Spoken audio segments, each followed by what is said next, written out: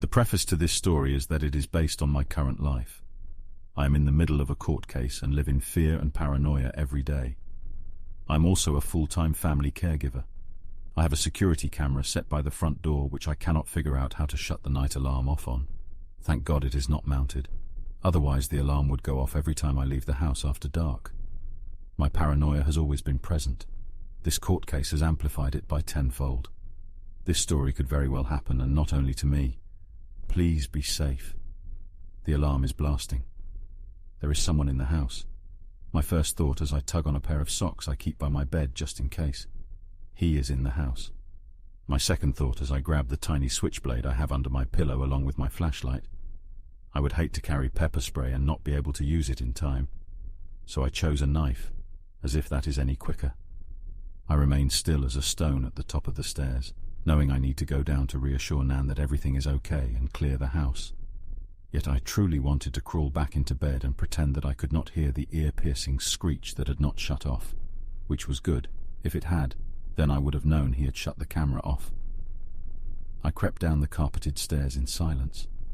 Greeted by my little puppy, I went over to Nan and assured her that I was up and headed to shut the alarm off.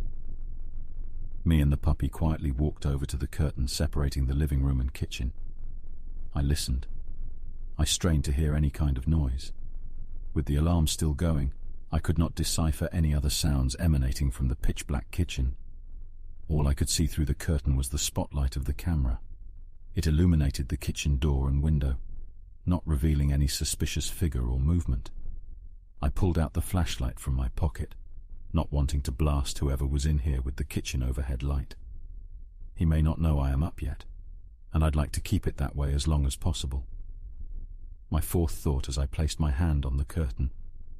With a puppy in tow, I peeled the curtain to one side and we stalked out into the kitchen, one small groaning step at a time. Even though the alarm was still blaring, the house seemed so quiet. I reached the camera after what felt like eons and held the power button to shut it off. I stood and I listened. For anything, for everything. Every little moan of the furnace and every skitter of the mice. I heard nothing else. I still had to clear the house, I reminded myself. Moving towards the bathroom, I shined the flashlight in front of me, lighting my way and making visible any possible foes in front of me. Pushing the door back and going to check the laundry room, which revealed nothing but more intense fear settling in the bottom of my chest like a dumbbell in each of my lungs, creating a struggle to pull in and push air out of my trembling body. We pressed on into the master bedroom, under the bed, in the closets, behind the door, the regular 3. I checked everywhere, still finding nothing. A little nose started sniffling the ground, seeming to catch and hunt down an unfamiliar scent. She started to wander out of the bedroom and I followed. This dog had my complete trust after 9 years of friendship. She may be small, but she is mighty. We both pad on back through to the dark living room, the only light in the house being my flashlight that bobbed as I walked. My feet were shaking with each step. As we inched closer to the front room, my anxiety heightened. This was the last room he could be hiding in. The weight in my chest felt heavier and my footsteps got smaller. Finally, we reached the blue checked curtain that matched the one leading into the kitchen. My light shone through the curtain, shedding light on a shadowy figure lying in wait. I internally gasped and held my breath as I pushed the curtain back in one sweeping motion. It was a pile of blankets with a pillow on top. I'd put them there earlier that day and had forgotten. Just as I was starting to put the curtain back and laugh at how silly I had been to get so worked up, a hand grabbed my face from behind. I need to write some more words to submit my story. I apologized to write another blurb at the bottom. I wanted to use this space to talk about mental health and sleep. Both of these are very important to living a healthy life. I'm getting neither good sleep nor good mental self-help these days. That is both from my court case and my caregiving position. This story is my hypothetical nightmare that I play out in slightly different ways every single night, at least once, not including my actual nightmares. This story has been edited through twice after writing it all down, written very late at night, and I've already shut off the camera for tonight. Writing this story makes me almost want to turn it back on, but I know that I won't. Call it playing with fire, call it laziness. I'm too comfortable in bed and too scared. I hope I can sleep tonight. I hope I do not scare anyone too much with my story. I hope someone hears me if I scream. Have you wondered what lies beneath the basements of the well-heeled, extravagant penthouses with dizzying views? Far below the soaring skyline of New York City are secret catacombs that have flourished unknown for hundreds of years. On the corner of what has become known as 59th Street and 8th Ave is a cluster of 6 massive catacombs, all connected by a short, nondescript dark passageway. The rooms are lit by countless black 6-foot candle holders supporting tall, fat, white candles. The candles, as unique as the surroundings, have burned for centuries, their flames never extinguished, and their soft, jittery glow widely dancing ominously off the heavy stone blocks and dark, shadowed walls of the rooms and corridors. The air in the space is dank and onerous from the lack of sunlight, fresh air, and life. The fetid smell of death and the dying hangs heavy. The walls are lined with various objects from the main occupants' past. From distant lands, their size and unique qualities speak to one of high status and prominence. 2 small carved wooden tables, their bases reflecting gargoyles spreading the wings as if in flight, sitting in opposing corners. On each table sit on a crisp white lace doily topped with an ancient apothecary square glass jar canister of cut glass filled with a thick sanguine substance. The bottles are corked to protect the unholy contents. The front of the catacombs is a large spaced room, with a heavy wooden floor coated with a layer of dust that lifts itself in little swirls around the legs of those passing through, then quietly settles. The corners and ceiling of the room dripped with light, airy spiderwebs in constant motion, as if touched by an unseen force. The room is silent except for the infrequent crying or screeching of a frightened, sometimes female, sometimes male voice calling out to anyone to come and save them. There was always begging, lots and lots of begging. There is never an answer or a savior, only the echoes of high-pitched laughter and silence. Always silence. At the far end of the chamber, 2 wooden steps lead to the base of a large brick and wood wall. The steps lead nowhere yet. It is the only way in and out. To the left of the steps, a massive and magnificent antique brass pendulum grandfather clock. The room is silent, except for the soft, ever-constant ticking like that of a heartbeat marking the time that brings relief. In the center of the main chamber, against opposite walls on low wooden platforms, sit 2 coffins. The larger coffin was covered in deep wine-colored velvet, trimmed with exquisite gleaming gold. On top of the lid, a forged, ornate gold, blood-red and black ornament, the crest of a warlock. Opposite the warlock's coffin, a simple black coffin bereft of ornamentation but for gold handles, smaller in size, covered in striking black velvet. On the lid, a large hand embodied a 5-point star in a circle, a pentagram. Suddenly the catacomb is filled with the deep round voice of the great clock signaling the arrival of midnight. The loud heavy bong fills the chamber, echoing off the stone walls a call to rise. The hinges on the coffin begin to move, and the lid slowly lifts, revealing the outline of a male form. With the final bong of the great clock, sounds fade forlorn into the emptiness that surrounds it. The full form of a warlock dressed in a black suit, his black cape binding his body like a cocoon, rises prone from his coffin, levitating, then moves away from his resting place. His body hovers in the air, and then begins to turn vertically until his feet are above the floor. Slowly his form lowers soundlessly to the floor, leaving no imprint.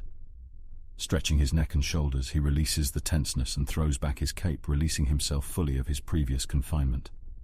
He is tall and slim, with black hair and piercing blue eyes, still a striking man despite his pale, sickly face. Dropping his head back, he thrusts his sharp, thick tongue from full lips. His tongue circles his lips and he smiles in anticipation. Turning to the black velvet coffin in front of him, raising his hand in seconds, the lid of the black velvet coffin begins to lift, revealing its black underside. Slowly the form of a woman rises prone from her place of slumber. He watches as a woman seemingly asleep with long black flowing hair, dressed in a long white cotton gown, her feet shod in gleaming blood-red slippers, floats effortlessly above her coffin. She moves towards him, stops, and begins to turn until her feet are above the floor. Her body lowers until her feet touch the floor in silence. Her wide dark eyes pop open, and seeing him causes the corners of her full lips to lift in a smile. Despite no wind or breeze, the hem of her gown flutters. Her breathing deepens as her gaze intensifies upon his form. Giving her a slight nod, she responds by cocking her head, giving him a beguiling smile. It is a language only they truly understand. Turning towards the 2 steps near the grandfather clock, he waves his right hand in S motion. Where the solid wooden wall once stood, a gaping portal opening appears. Walking quickly, he reaches the portal with the woman behind him, and they exit the chamber. Once through, he turns back, waves his hand, and the opening disappears. The August night is warm, the sky is clear, and there is a full moon in the sky shedding light on the trees and brush that surround them. The night is quiet but for the sound of small rodents scurrying beneath the brush. Extending a claw-like hand to the woman, she takes it without hesitation. She places her hand in his and sighs deeply. They stand together quietly, enjoying the beauty of the night in New York Central Park. Silvery moonbeams light the sworn path through the brush and trees before them. Turning his face to the moon, throws his head back and lets for the howl of the wolf. Relieved of his energy and sensing her presence, he turns to the woman beside him, his voice husky. "Come, let's go for a walk." Laying in my warm bed, I gaze towards the window across from my bedroom. The rain patters at the screen, making rain droplets race to the bottom. The street lamps greeted me, glowing a warm orange, filling the room with comfort. I felt safe for once, but it's when you let your guard down. There is something you least expect. I never really felt safe. Being in an abusive home, I felt like something was going to happen. It can't be helped. Sooner or later, the darkness will immediately follow. I take a deep breath, feeling no doubt about buying this house. Finally, living on my own was a dream come true. No parents watching my every move, taking things from my bedroom or judging every part of my personality and looks. I shaped myself to fit their mold. For once, I have control over my life, my happiness. Nevertheless, that doesn't stop them from calling me constantly. There have been rumors about this place, ghost stories at that. I've been through many more than simple paranormal activity through the rooms, so the thought never bothered me. I can hear the house creaking, stating that it held many families and their memories. But the seller said that the bones of the building were in good condition, and I believed them. I could feel my body melt into my cozy bed, drifting in and out of deep slumber. My covers were all bundled up as if I was in an igloo. My brown locks were dispersed out, tickling my nose with every inch I moved. Just as I dozed towards the land of dreams, an alarm went off. It was a loud repetition of beeping. I jolted up from my covers, feeling a shiver run down my spine. I looked over at my alarm clock. However, that wasn't the case. It was the home alarm system. Did someone break in? Is it my past catching up to me? Feeling my body stiff up, the very thought crossed my mind. Is it a ghost? I got out of bed and ransacked my nightstand for some sort of weapon, as if a weapon will protect me from spirits. My fingers found something sharp and pointy. I pulled it out, revealing a pencil. Great, that will help me, I thought, rolling my eyes. Should I call the police? Reaching for my phone, I dialed 911. I plugged my left ear to block the annoying beeping, only to hear another source of ringing for the other line to connect. Then, with complete shock, the line died, followed by a machine that said, "The line is busy. Try again later." Just my luck. How in the world would the emergency line be busy? Tossing my phone on the bed, I huffed with frustration. Subsequently, I would have looked like a fool if it had ended up being a ghost all along. With that, I inched closer to the exit, and the beeping grew louder. While holding a death grip on the number 2 pencil, I reached for the door handle. With a gust of wind, the door whooshed open. My floral-printed nightgown flowed through the unwelcome air, making goosebumps on my skin. I was faced with nothing but darkness. My eyes stretched through the empty hall. Walking down the carpet the previous owners left, my feet were warmly reassured. The rhythm of the alarm matched my heartbeat as I inched my way down the hall. I felt as though around the corner someone was going to jump out at me, but with a deep breath I peeked over the drywall. My eyes meet a dark figure draped over the kitchen counter. My heart nearly jumped out of my chest. Someone broke in. I whipped back around the corner with my back pressed against the wall. I closed my eyes, tasting a sour bite in my mouth. What should I do? Should I try calling the police again? Then all of a sudden I got a rush of adrenaline. Swallowing down my fear, I tiptoed towards the kitchen lights, staring holes into the figure, praying it would not move from its spot. Not knowing what to do when I caught them off guard, I flipped the switch yelling, "Stop right there! I have a weapon!" holding the pencil out as if it was a machete. A gasp of relief left my lips when my eyes adjusted to the brightness. Draping over the counter was a navy blue hoodie I use for my morning jogs. I couldn't help but laugh at how dumb I must have looked, defending myself with a pencil, but towards a hoodie no less. More at ease, I ran towards the alarm system and punched in the pin. The room was filled with peaceful silence. Was it really a ghost after all? Checking every room, I finally reached the bathroom. Finding the crime scene, there lies broken glass from the window. Face palming, my bank screamed in terror. Damn tree branch! The wind from the storm must be gruesome. With all that excitement from my first night in my new home, I began sweeping the glass up from the marbled pattern floors. The windows needed remodeling anyway.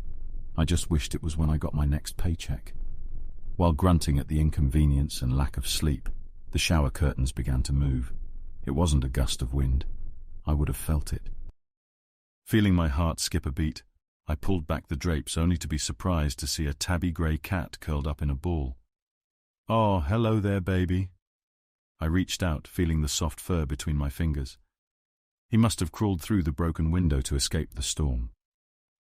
It was a friendly little thing. I scooped up the fur ball, feeling the vibrations of him purring. I guess I have a new friend. "I shall call you Spooky," I proudly said and added, "Welcome to your new home."